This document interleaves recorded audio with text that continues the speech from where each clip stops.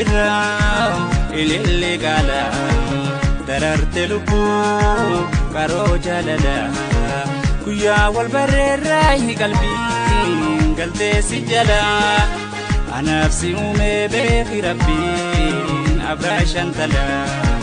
waliif nu uume nu lachuu rabbiin ko waliin tolla.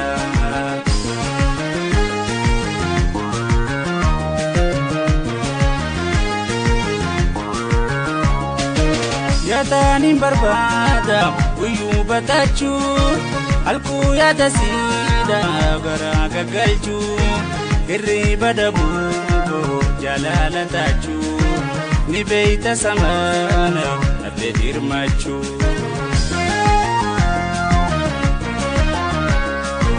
Jaalalti turjirti si gallakkisii as kootu karaarra gufuu bukkisii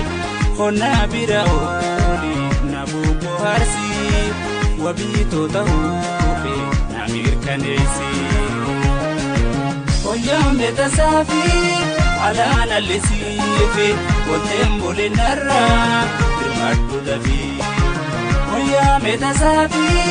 alaana lisiifi koteen bolinarra dirmadhu dafi oyyaambe tasaafi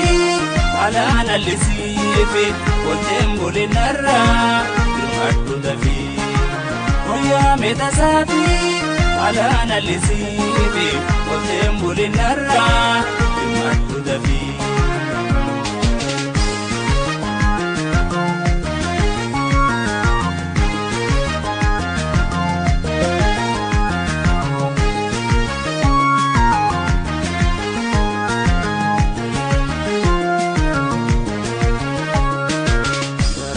Birraa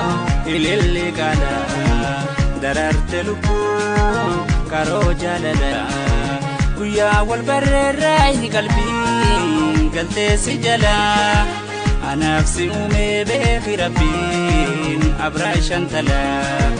waliif nu uume nu lachuu rabbiin ko waliin tolla.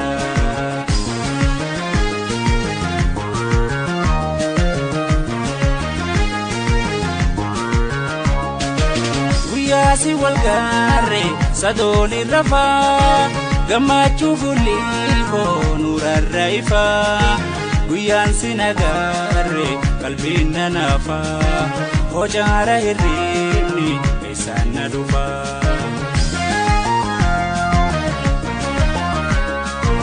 Maratu jalala siniin mudadhee na oolchi lubbuutoo sittiin iyyadhee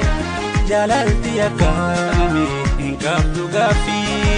tuusni sheenoyta na laale dhufii oyyaambe tasaafi